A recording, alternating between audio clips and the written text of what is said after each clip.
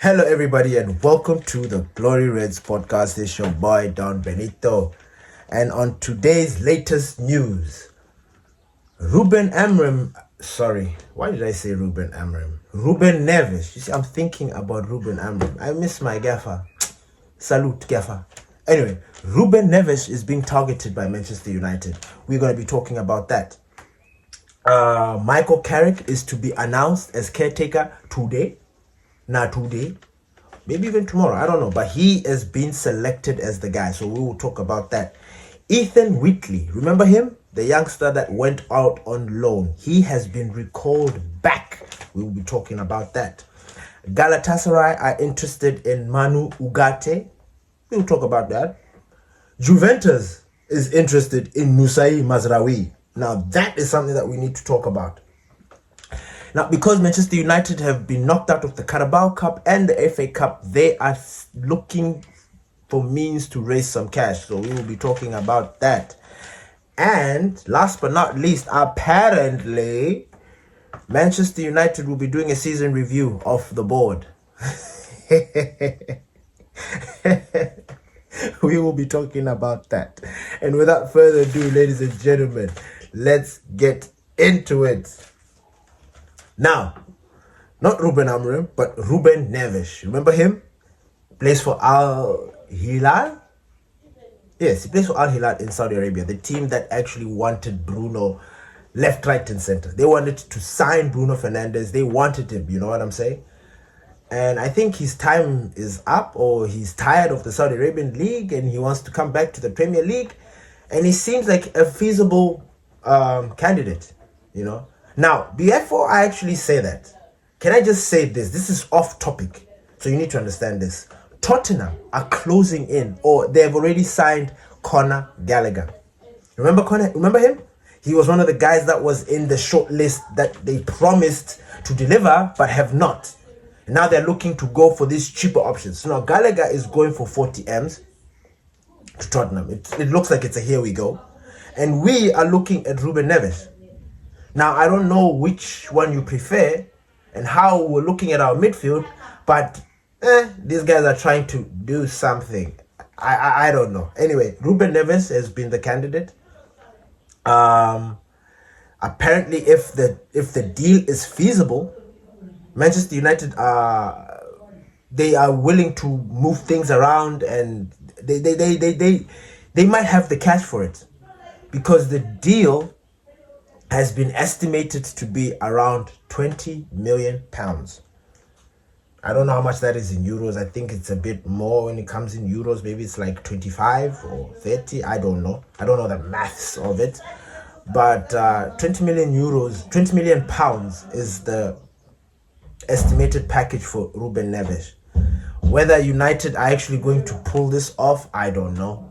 This was something that Ruben Amram was looking for. He wanted confidence from the club to actually provide him with players. They told him, and then he just decided, you know what, and he got sacked. Now we play against Brighton. We absolutely capitulate. Midfield that Ruben Amram was trying to avoid, they used and chokes them. Now they're looking for midfielders. This is good. This is good. This is karma. Like, this is when somebody tells you something and you don't listen, then it comes back to bite you in the ass. This is it. This is the definition of it. So I'm not going to believe it until I see Ruben Neves at the club. I'm not going to believe anything. But I'm here to report the news, you know. At some point I was like, you know, but nah, I'm not going to do that anymore, because doing that is enabling them, you know. We enable them, because when they don't provide, then it's like, well, we start bickering amongst ourselves and trying to eat each other. So nah, we're not doing that. So until Ruben Neves is holding the shirt, take this story with a pinch of salt or chili, you see, you know what I'm saying? Next thing, Michael Carrick has been selected as the guy. Remember, we had Ole, and Ole is still waiting, but we thought that Ole was going to be at the wheel, but it seems like nah. According to the reports that they discussed, apparently Jason Wilcox actually wanted Ole Gunnar Solskjaer, But yeah, they decided they wanted Michael Carrick. I saw a story that said Sir Alex Ferguson prefers Michael Carrick. You know, everybody's talking about Michael Carrick. Apparently, he has done a good job with Middlesbrough. Missed out on a playoff spot. I don't know. I don't really watch the League One as much. I usually watch it when it comes to the playoffs. But even then, like the games, sometimes you can miss them because they just, I don't know. I still need to zone in on that league sometimes, and especially during the playoffs, so I can keep the dates and stuff, so I can be able to watch.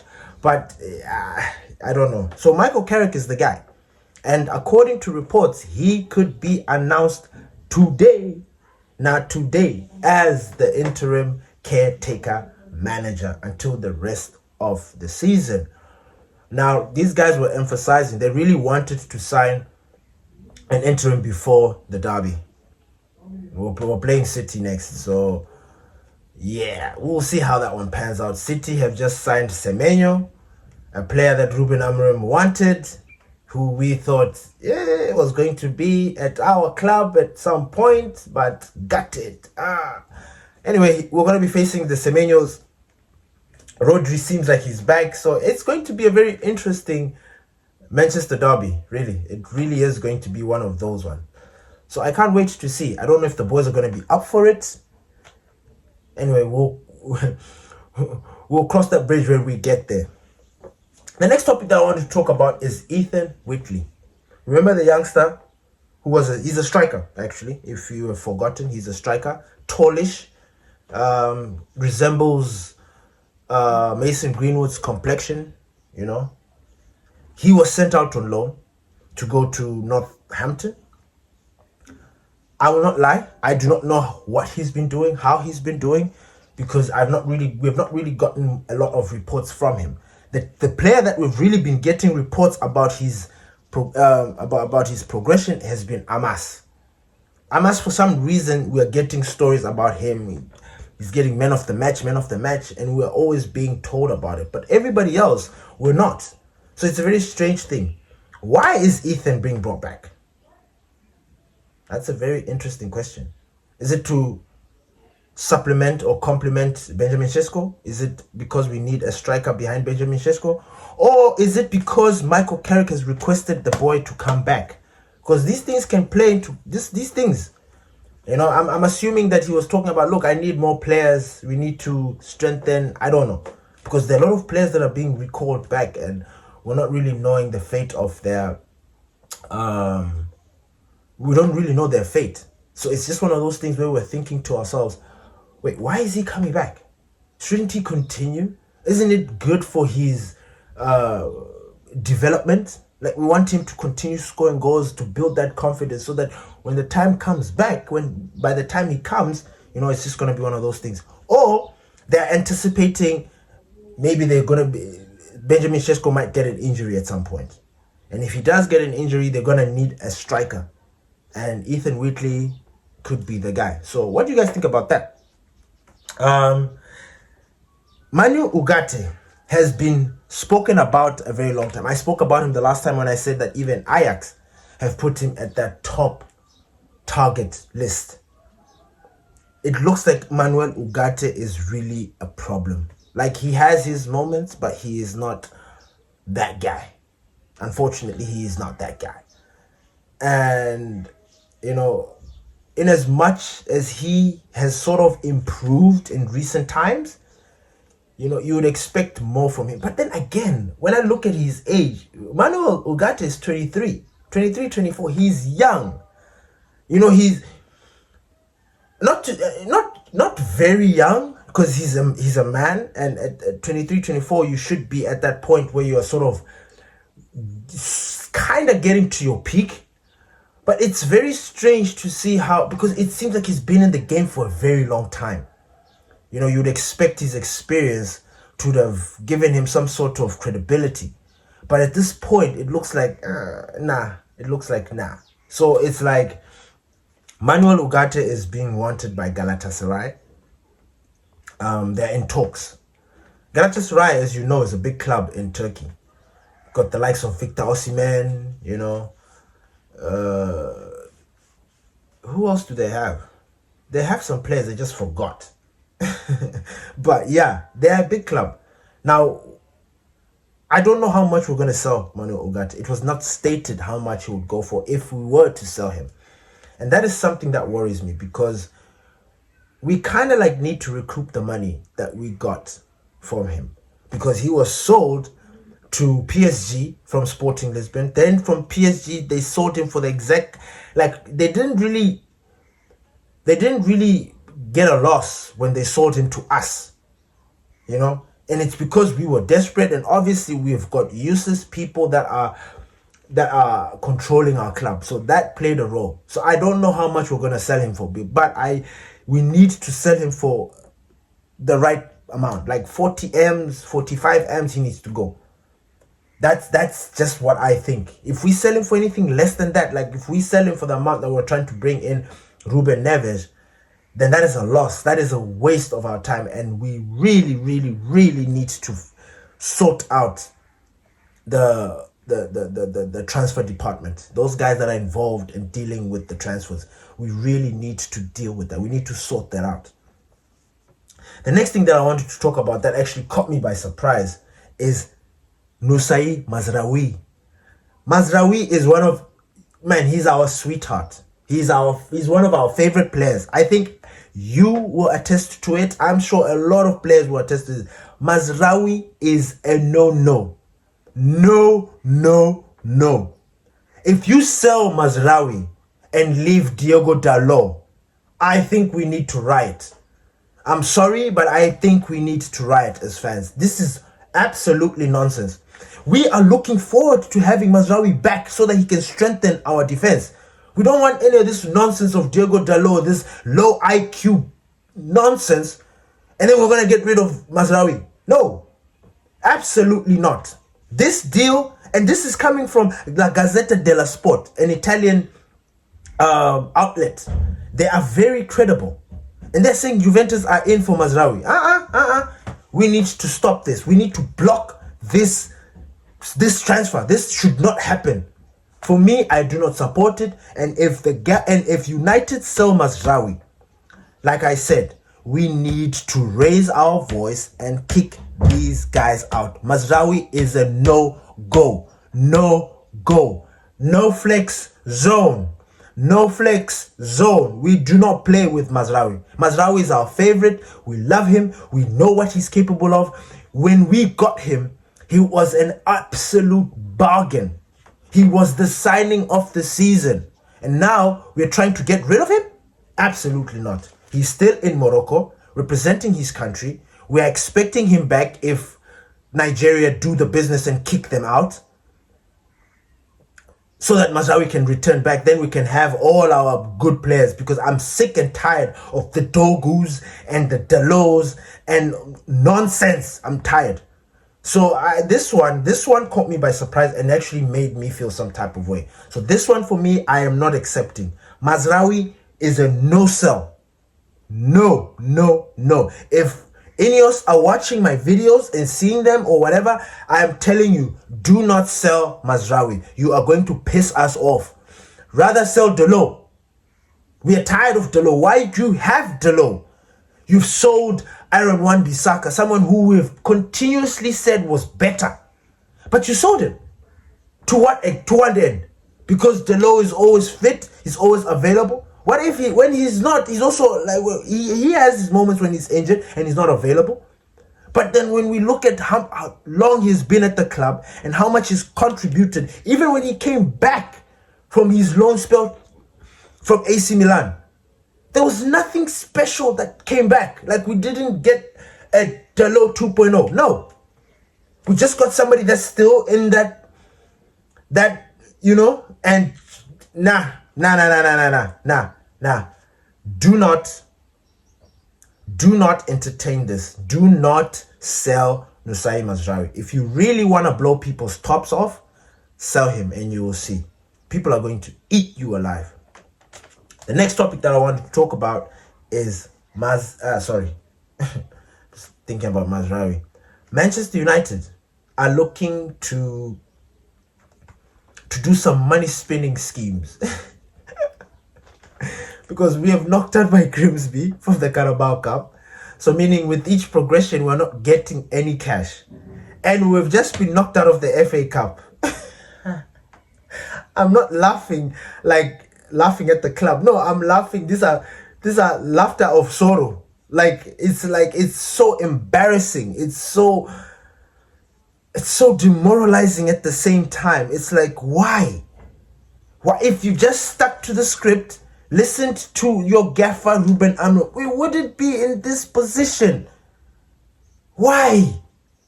Why are you trying to do things? Because, I'm starting to see that Wilcox and Barada are having the Ed Woodward complex. You know what I'm saying? When I say the Ed Woodward complex, I'm talking about they think they know better. They are going, Wilcox was a player, Blackburn. Barada, you guys did things out there. Manchester United is a different kind of beast. Do you understand? And you have come there just like every other player that we've signed, and you have fumbled. Just like players who have come here and sort of attracted that pandemic. I call it the pandemic, where they sort of become like part of the furniture, where they like all of a sudden a player is useless, or a player just starts getting this, how can I say, a player we sign that we assume is good comes to the club, and then all of a sudden he just starts tanking. You know what I'm saying? And then other players, when they leave, it's like, they start to grow. So it's like them. They came to Manchester United thinking they're Billy Big Bollocks, and then Manchester, the club, just started taking them. Now look. So just like how everybody else is getting that disease, they too have got that disease. And now they're getting this complex where they think they know better, and nobody can tell them anything. They're really going to suffer. Anyway, so Manchester United are planning some mid-season games. I think they are talking to the Turkish, Turkish, I don't know if they're talking to the Turkish league or talking to a Turkish club about organizing some mid-season friendlies so they can make some cash. But by the time we do that, I don't know what that cash will benefit, because we need signings this January. January is about to end. We are midway through January. Already wasted half of it. We're supposed to be signing players. Have we signed these players? No. What are we doing? What are we doing as the club? What are we doing? We're just sitting there in our hands, and you know what I'm saying? It's just like, anyway, I don't want to delve too much in that. The last but not least topic that I wanted to talk about was the end of season review. Apparently, and this is coming from Ben Jacobs. This is a credible journalist, somebody who I think is very close to the club, because he has been in the forefront of talking about a lot of Manchester United news, things that have come to pass, a lot of stuff that has happened around our club. He has been on the forefront of it. So this is according to him. So apparently, and I don't know if this was fed to him because he's a journalist that's close to us, or if this is just one of those things to rage bait us or to get us thinking that the club is trying to really work on this. But apparently, United will be reviewing their whole structure. Not just the manager. They will look at the entire sporting model. How effective they are.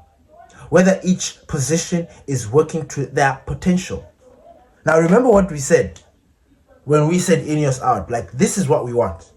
This is something that I actually am happy to hear about. Like, nobody is safe. You shouldn't keep your job. You look at Real Madrid.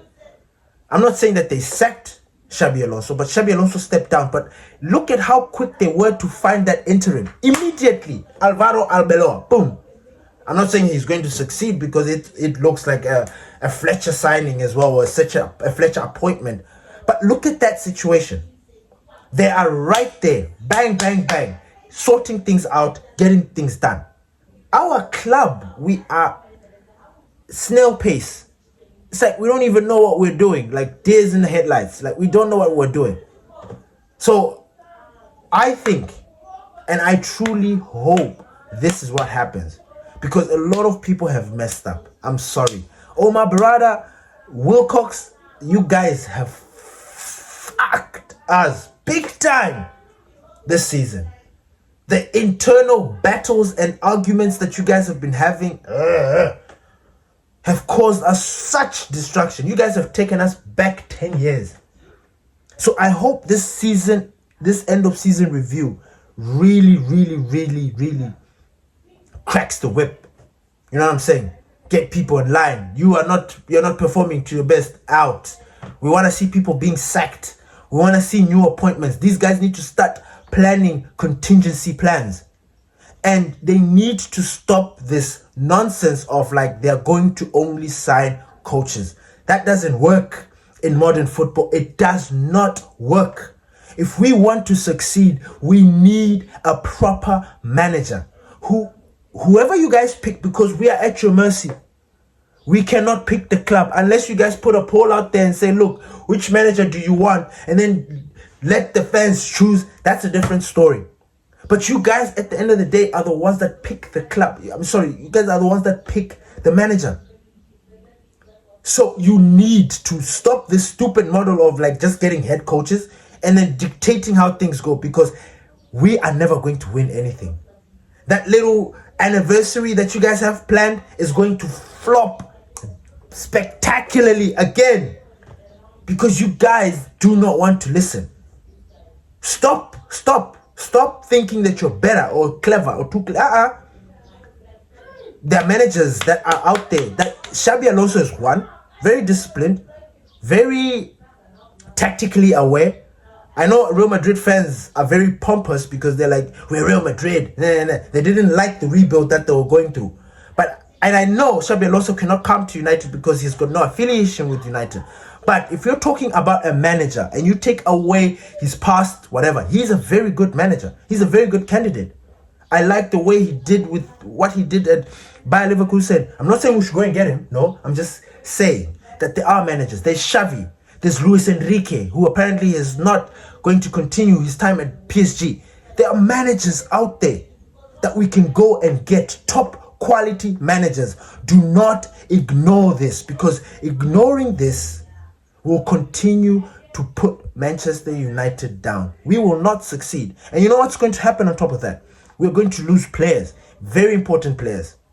Bruno Fernandes is going to leave. I'm not saying that he's going to leave now, but he's going to leave. And I can guarantee you right now, losing Bruno, like if you were to bring a manager or somebody like Ruben, who are still here, who's going to keep Bruno? We're going to have Bruno for the longest time.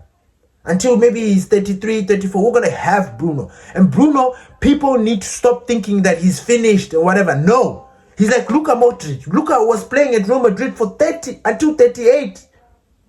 So why can't Bruno do the same? He's still got the legs. He doesn't get injured that easily. He's somebody that he's unique. If we lose Bruno, trust me, we have lost the heartbeat of Manchester.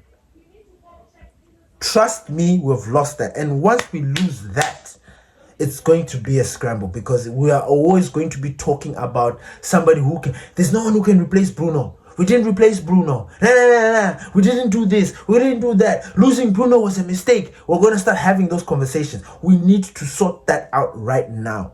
And sorting that out right now means getting in a manager, not a coach, a manager. Somebody who can talk to Bruno, who can talk to these players, a manager. Thank you everybody for listening to the Glory Reds podcast. Peace.